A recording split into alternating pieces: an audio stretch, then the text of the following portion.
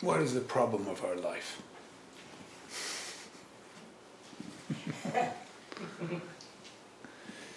Well, the problem of our life is not that we have problems.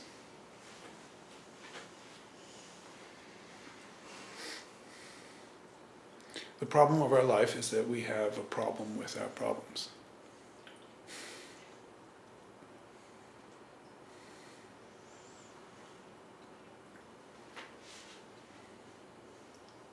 To be alive means to have problems.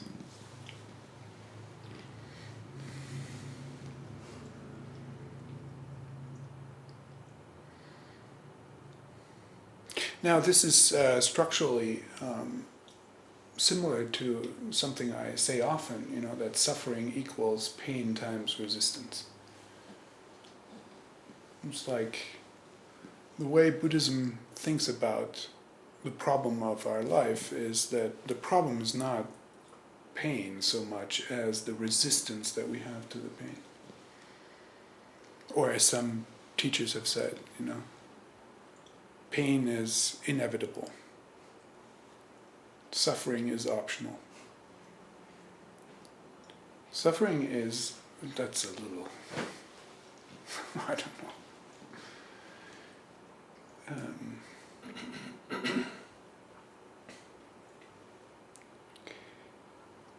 To say suffering is optional is a little insensitive, it seems to me, because it's a long path to truly realize and embody that not so much suffering is optional, but resistance is optional. You don't have to resist.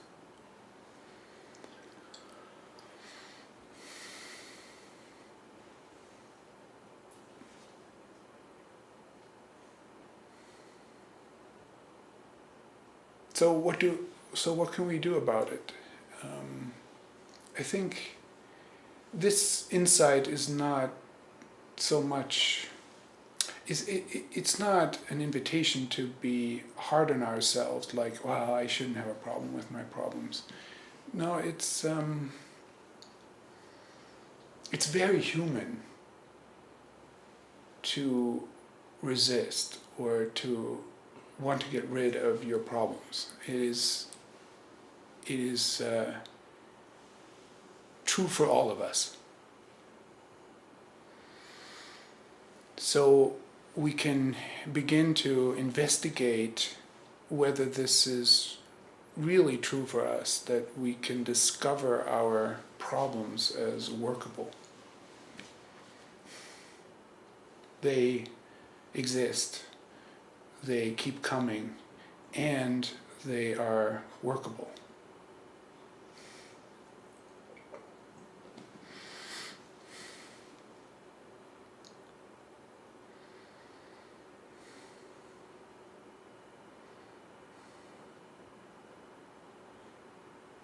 This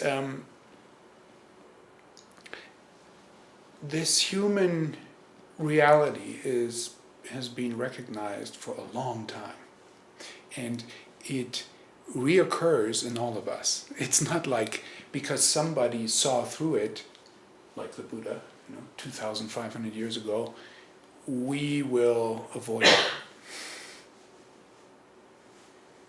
But we have the treasure of the Dharma, the Buddhist teachings, that can help us, shorten our path, so to speak, support us.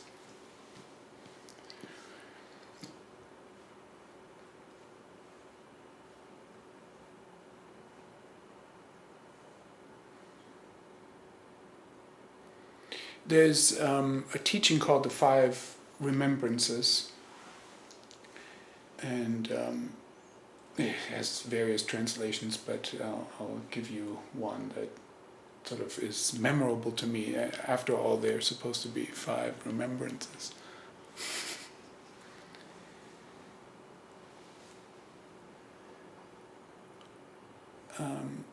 I am of the nature to grow old. I cannot escape aging. This is a play on the sights that the Buddha supposedly, it's a legend, had when he left his father's house, or sometimes called a palace. I think he lived relatively well. So he left the house and he saw an old person, a sick person, and a corpse. Right? So the Five Remembrances, at least in the beginning, they play on this. Is I am of the nature to grow old. I cannot escape aging. I am of the nature to fall sick. I cannot escape ill health. I am of the nature to die. I cannot escape dying. And then it says, everything I love is of the nature to change. I cannot escape being separated from it. And then the fifth one is, I am the owner of my actions. I cannot escape the consequences of them.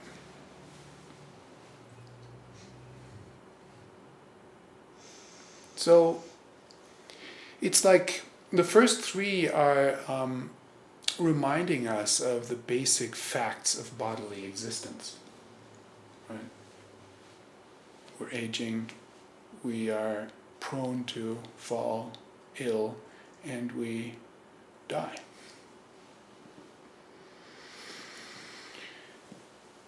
And the fourth one is a reminder about the nature, it's a kind of summary, the nature of change, like aging, falling sick, dying, that's also change. But, the nature of change in relationship to our preferences and attachments, like everything I love will change. So I cannot hold on to it. I cannot rely on it. I cannot build my life on what is desirable for me, because it leaves out the other side of it, and everything is subject to change.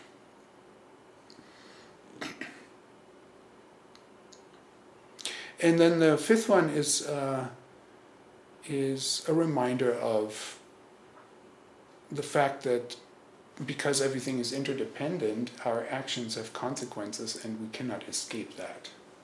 We may not fully understand the way our actions have consequences.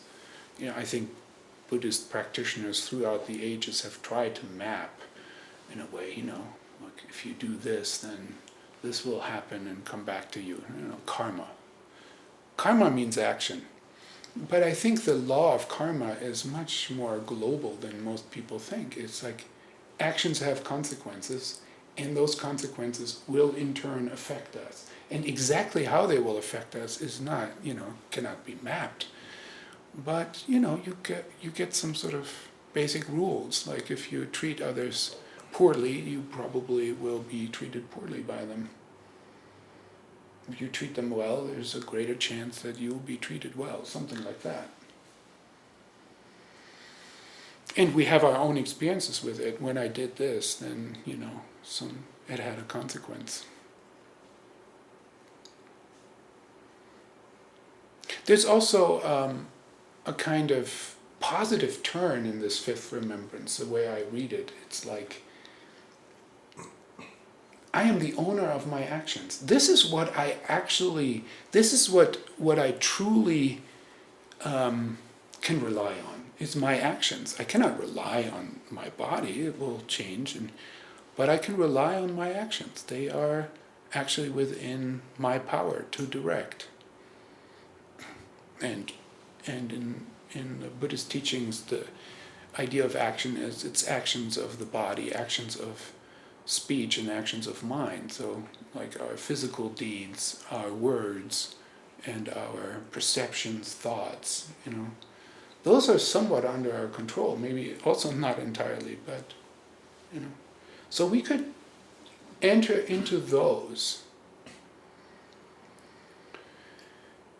as something to rely on. Like sometimes I use the word responsibility. This is our responsibility because our actions have consequences, but it's our ability to respond that needs to be discovered as fully as possible. If you discover your ability to respond, you're much closer to discovering that your problems are workable. There's a way to respond.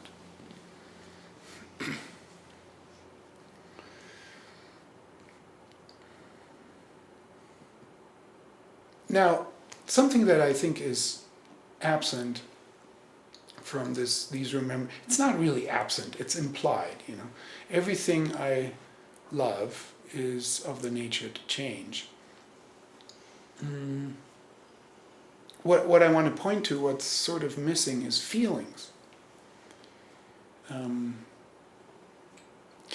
Maybe we modern people pay more attention to feelings than other people of other times. Like maybe sometimes I speculate, maybe they didn't have time to pay so much attention to their feelings. They were busy surviving, or like there was a lot of work to do, so you couldn't say oh, today I'm feeling. Maybe there was just no room for that. I don't feel like it today. Well, I'm making fun of myself, It's just like we have the luxury of sort of sorting through our feelings all the time, because food is right around the corner in a grocery store,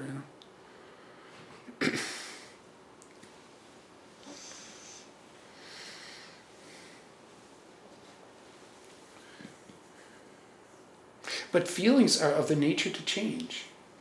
And so if you have subconscious expectations to feel good all the time, you are not remembering that feelings are of the nature to change, and you'll have not so great feelings soon enough after you feel good. It will happen. I'm not saying it's if you feel great, enjoy it. There's no problem with that. But don't expect it to last. Don't be disappointed when those feelings are changing. That's how I read this remembrance. Be aware of that. Feelings are like everything, We love feeling great. Everything you love is of the nature to change, including how you feel. Now, this is so much easier said than done.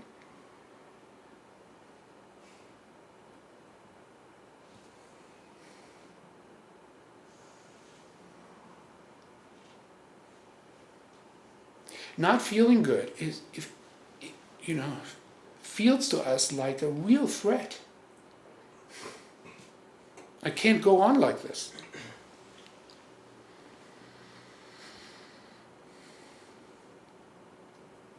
There are particular feelings that are universally hated, is my observation. Just universally hated.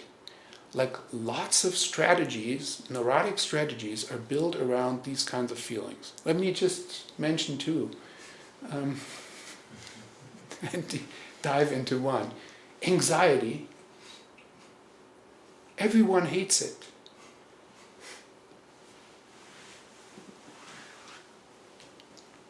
Powerlessness. I have yet to meet a person who says it's fine to feel powerless, I don't care. I sometimes think powerlessness is, there must be an evolutionary background to this. It's the feeling of powerlessness is this is basically associated with death. If you feel powerless vis-a-vis some kind of threat, you have to face death, so you really get activated by it. So I'm not just discounting this, saying like, oh, it's a small matter. But now, what I want to say about powerlessness, just the way it is with anxiety. Anxiety, as I have often said, is it's an adequate expression of uncertainty. You know, if you don't know what's going to happen, you feel anxious about it. So because everything is basically uncertain, you could feel anxiety around almost anything. How will this conversation go? You know, will I, succeed at this task? You don't know until you do it. Like, the future is fundamentally uncertain. We don't know what it's going to be like.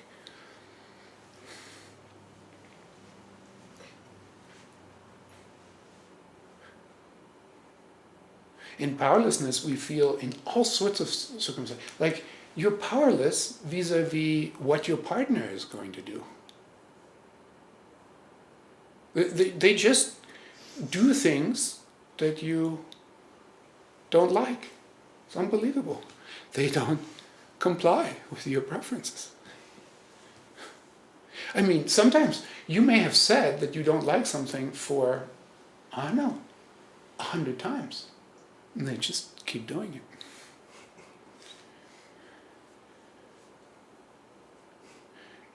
I'm powerless in relationship to what my child does. He's 5 years old. You know what he's starting to say now? He says, "You are not the boss of me." And I think he's right.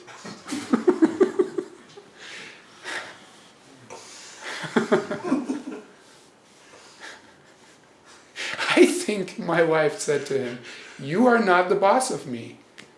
Like when he tried to order her around, like, "Get this for me" and stuff, right? But he took it right away. It's like, "Well, you're not the boss of me."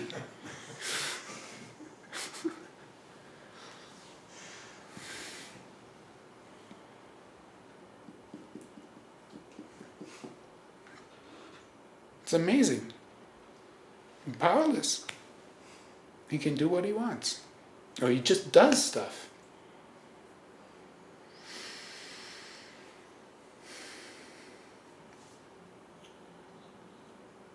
A wise person pointed out to me once that we are powerless vis-a-vis most things that we care about. Most things we care about, we don't have any power over. Like our partner, or our child, or our health.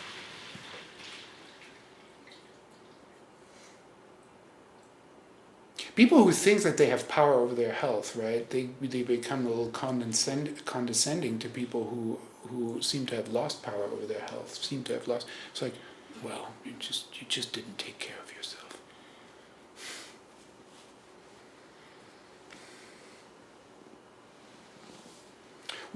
Here's how I think about it. It's not like we are completely powerless, right? But it's sort of like there needs to be a shift in attitude from control to participation. Something like that. We're not in control. We can participate to the best of our ability, but then when it doesn't work out, we have to accept it.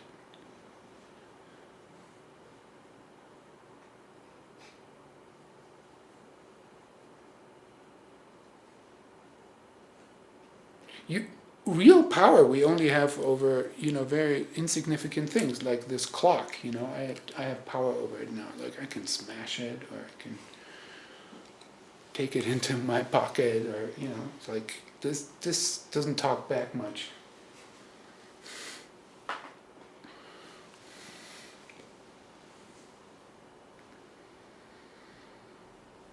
Famously, you don't have power over your cat.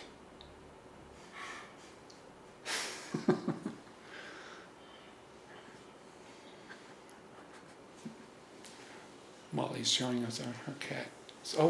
Her cat is always nearby. Maybe she has power over it.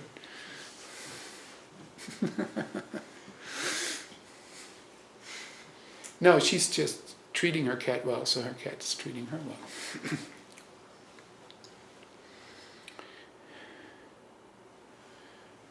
I had a cat I thought I treated quite well, but she was, I don't know.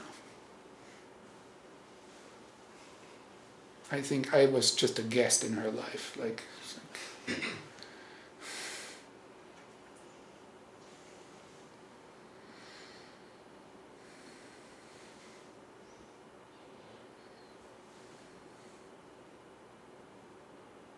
So we have the ability to respond and we have the ability to participate, but we are not usually in control. And this is something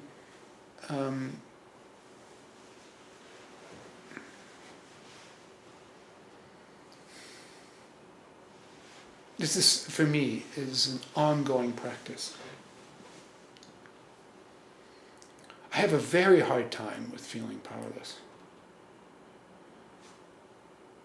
And I don't expect it to go away.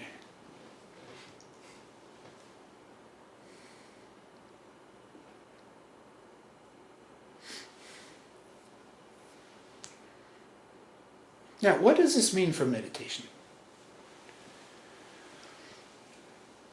I think many people come to meditation to try to feel calm and at peace and achieve something that in the Buddhist tradition is called equanimity. Not to, basically not to be reactive.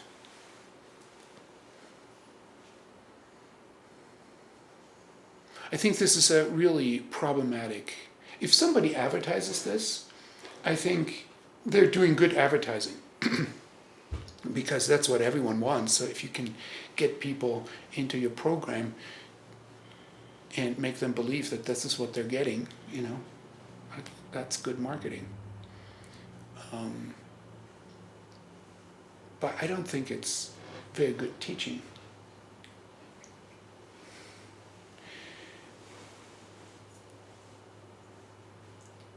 Meditation, or Zazen, the way we call it, is more like a discovery that you will be constantly disturbed. And then, in accord with how I opened the talk, that you don't have to be disturbed by your disturbance, that you don't have to have a problem with your problems. Suzuki Roshi expresses this when he says, you sit with painful legs without being disturbed by them. So if your idea is that your practice will get rid of your painful legs,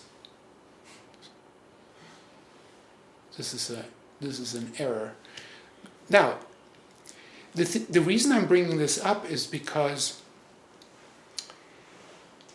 Zen practice is very physical. It enters through the body. We're sitting with the body. And so our legs become painful. Like you do long sitting, inevitably your legs become painful.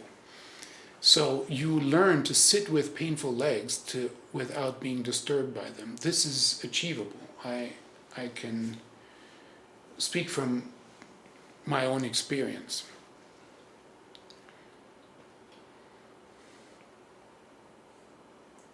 When I started practicing, I wouldn't have been able to sit here for the length of this talk and just, be relaxed and talk while my legs are starting to feel uncomfortable. It would have been impossible. I watched my teacher. It's like, how is he doing it? I sat there I was following, the implicit rules of just sitting there without moving, and it's and he just keeps talking. It's now I'm doing that to you, right? But you can move if you want to. But then you deprive yourself of this experience of sitting with painful legs without learning to not be disturbed by them. Now, it's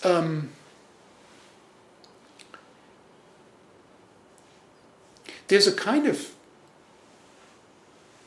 no. Let me first say, of course, Zazen is more than just sitting with painful legs. It is becoming intimate with your breathing, for example, inevitably, because when you don't do anything but sitting, you're noticing your breathing, but then you also have the instruction, notice your breathing.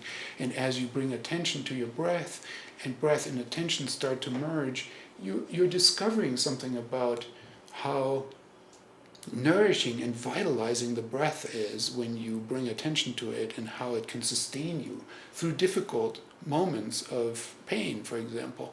You also discover that the reality of your mind and how thoughts are being produced, and how attention can be, directed, unglued from thinking, and be brought to other aspects of your aliveness, and so forth. Lots of things. It's a complex event to just sit.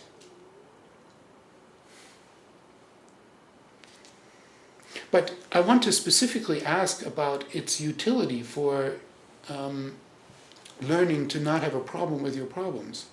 And the transfer from painful legs to feelings that are so disturbing as, say, anxiety or powerlessness is not that obvious. I just followed this practice into its, like I followed it, I don't know, maybe out of desperation or something, or just hoping that its promises would, be fulfilled for me. And, I can sit with painful legs without being disturbed by them. Okay, great. But can I sit with powerlessness without being disturbed by it?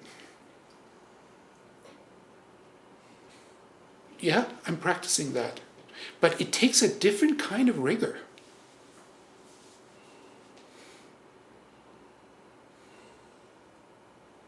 I don't know if you follow me here. It's like if that is your experience, but if you learn to sit with discomfort, right? If the discomfort is so intimate that it is a, as we would say in our psychologically educated culture, it's like if it is a core vulnerability for you, it's like you feel like this is intolerable. I cannot be with this.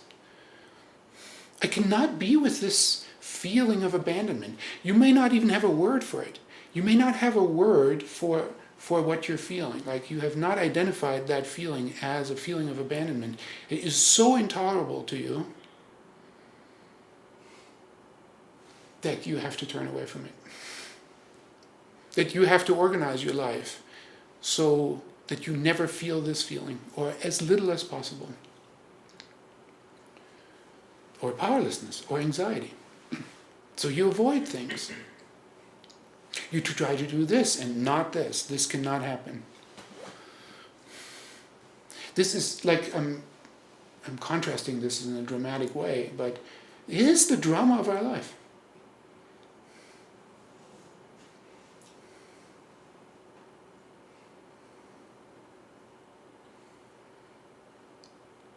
And so this simple phrase like sit with painful legs without being disturbed by them, sit with your feeling of powerlessness without being disturbed by it. But by the way, your feeling of powerlessness comes up when you're not sitting. Comes up in a tense moment when you're hoping that someone will do something for you and they just don't do it.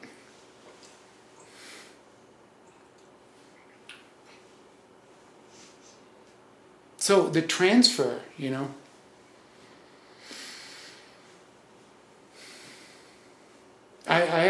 I'm looking at this in my own experience as like, I need to, in moments like this, I need to find a moment of not doing anything. Like Zazen, I'm just sitting, right? Like not doing anything. As the feeling hits, the first thing is like, I don't do anything.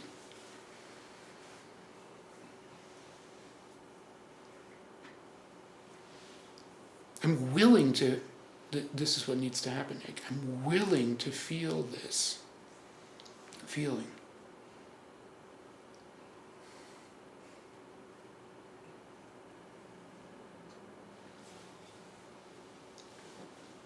Let me make a little shift here, a big shift, or whatever, a shift. In the winter, I gave a series of talks on Dogen's essay, Being Time. The original title is Uji. And I recently revisited this because, we have a habit of publishing the courses I teach, and this is from this everyday Bodhisattva practice period, 90 days that we did in the winter. And then we publish this as a self-paced course. So it's available to people online, and you can revisit those teachings if you've participated in it, or you can get this course and go through it basically on your own time, right? So our program manager said, we should publish this, and I've gotten some feedback that the practice suggestions that I do in the courses are helpful, but I don't really have practice suggestions for these Dogen teachings. So I looked at the Dogen teachings, I'm looking at them, and I'm creating practice suggestions, right? So this has been my work recently. I'm just giving some context why I'm bringing this up. So I'm looking at section 3 of this Uji text, and I'm looking at it in the light of, how do we practice this? So Dogen says, this is a little bit obscure, but bear with me. He says,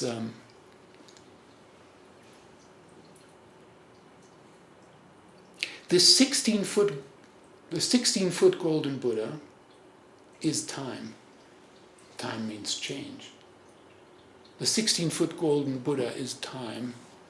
Because it is time, it has time's glorious golden radiance. Now, just imagine the 16-foot golden Buddha. This is a big statue in a Japanese temple, and it's candle lit, and it seems to be emanate light. The 16-foot golden Buddha, but Dogen says the 16-foot golden Buddha is time. And because it is time, it has time's glorious golden radiance. And then he says, you must learn to see this glorious golden radiance in the 12 hours of your day. The Chinese and then Japanese system of time has 12 hours. We have 24 hours. Their hours were kind of flexible, some hours shorter with the sun, and our 24 hours are rigid. But okay, he means throughout the day. You must learn to see the glorious golden radiance throughout the changes of your day.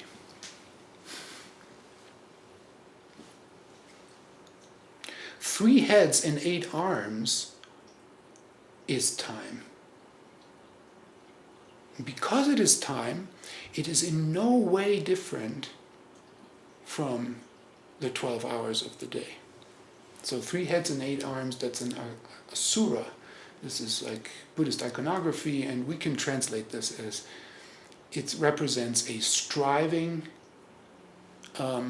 reactive, comparative mind. Right? This asura represents this. It's the opposite of the Buddha, basically, in this context. It's a reactive, comparative mind.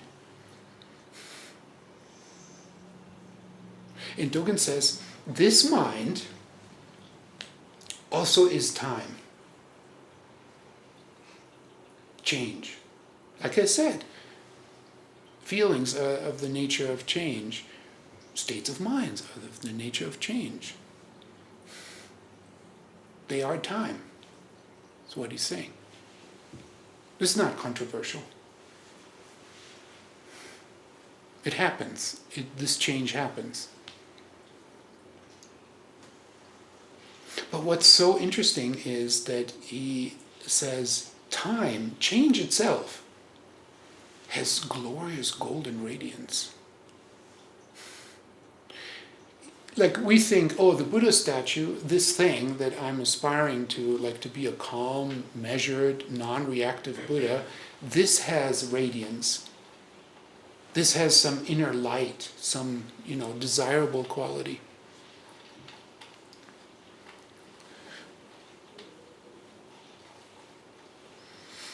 But he says, this golden Buddha, this and the state of mind that it points to is time.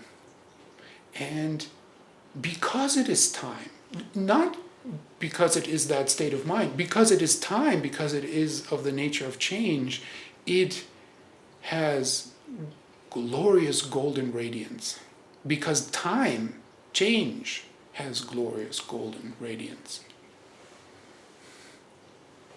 And if time has glorious golden radiance, then this other state of mind that is reactive, comparative, striving, it also belongs to the 12 hours of the day and participates in the glorious golden radiance.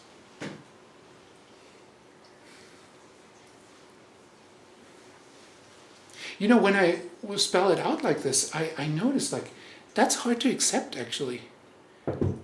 I mean, intellectually, it's fine, to say all these things, like, oh, it's time, and time has the radiance, so this has the radiance. So it's like, syllogistically, you come to the conclusion that it's the case. But it come back to my example of powerlessness. I hate it. I don't want to feel that way.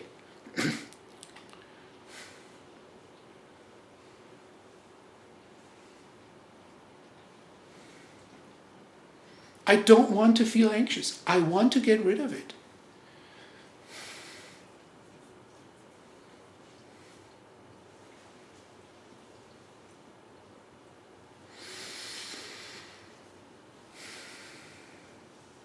So there's a discovery here to be made of whether this, if you've listened to me before, you know that I like the word aliveness, and it's made it onto the cover of my book, right? It's like, it's a word I really like. And so maybe it's my bias, but when I read glorious golden radiance, I feel aliveness. Because this is a visual metaphor, the glorious golden radiance. But what is it? What does it mean? It's like you are feeling the vibrancy of this moment. It's like it's emanating light.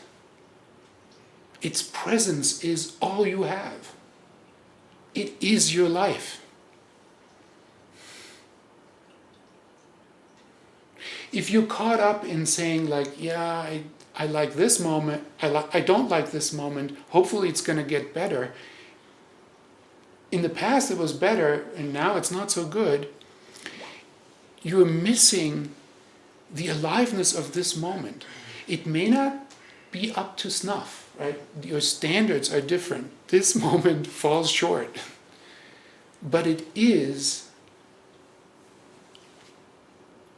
maybe the sentence has to end there. It is.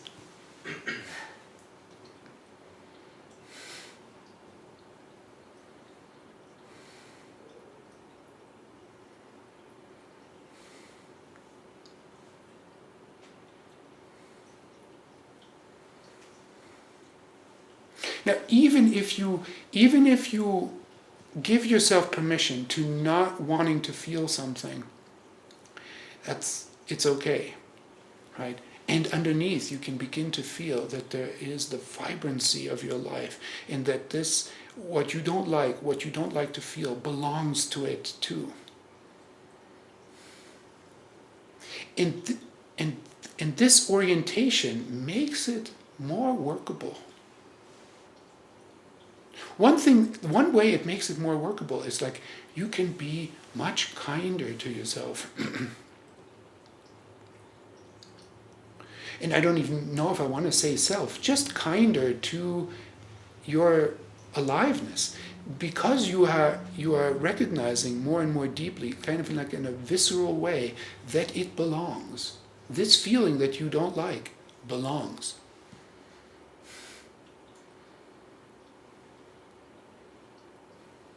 And the more you discover that it belongs, that it also has the golden, glorious radiance. Well, that's maybe a tall order, you know.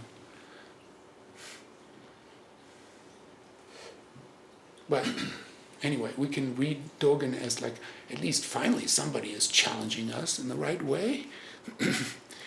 Because you discover that it has this radiance, you allow it.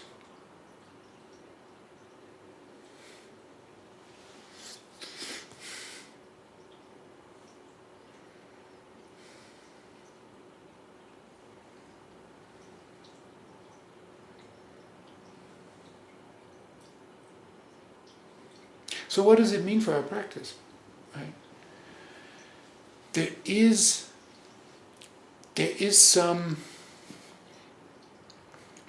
benefit to doing some intellectual sorting. The Buddha, supposedly the Buddha, but we understand historically, these are not the Buddha's words. They were like hundreds of years later, somebody wrote them down and said they were the Buddha's words. But anyway, nonetheless, they carry wisdom. So what the sutra says through these 5 remembrances is like to remind yourself conceptually to not fall victim to some kind of delusion that you could escape the facts of bodily existence or the facts of change, or that you can be permanently connected with what you love, including your feelings. And that the only thing that you can truly rely on is your actions and your responsibility and your discovery of how things are workable. And when they're not workable, that the only the mental action you can take is to accept it. There's some kind of intellectual sorting that can happen. And when you realize that you forgot about it, you can remember. And these are formulated as almost like a mantra, right? Like you say, oh yeah, you have some health challenges, and you remind yourself that you are of the nature to fall ill.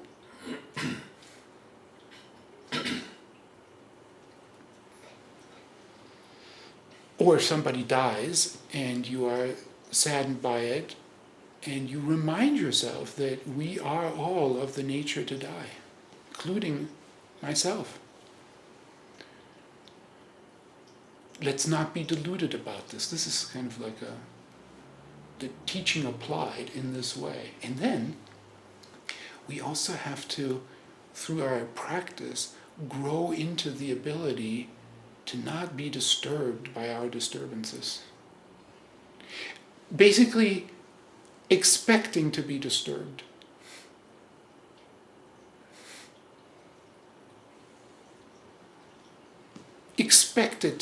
You can expect to be rattled in some way every day.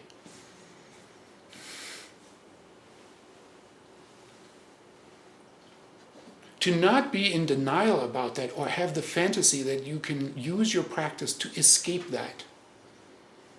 So you keep coming back to the cushion and you find a new relationship with your disturbance. It's like, as they say, welcoming it. Not trying to be a better practitioner so that you can hold it at bay. This is an embodied, very intimate, challenging practice of like basically turning yourself around. It's the thing you don't want to do.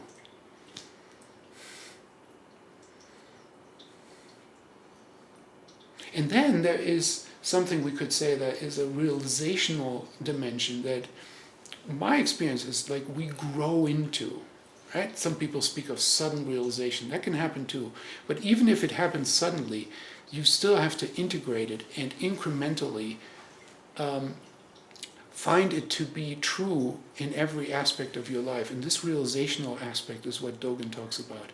To discover that change itself, no, or aliveness in its nature of constantly changing, has this presence and radiance that we can learn to deeply, deeply appreciate.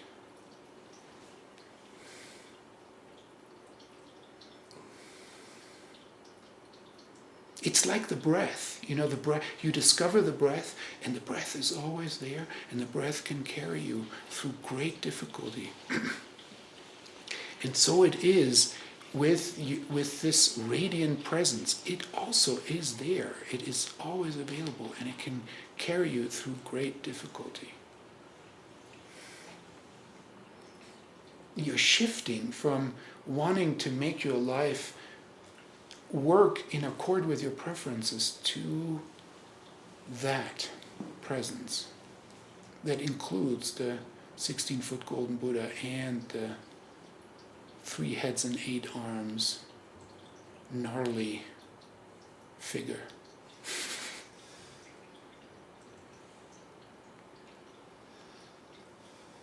Thank you very much.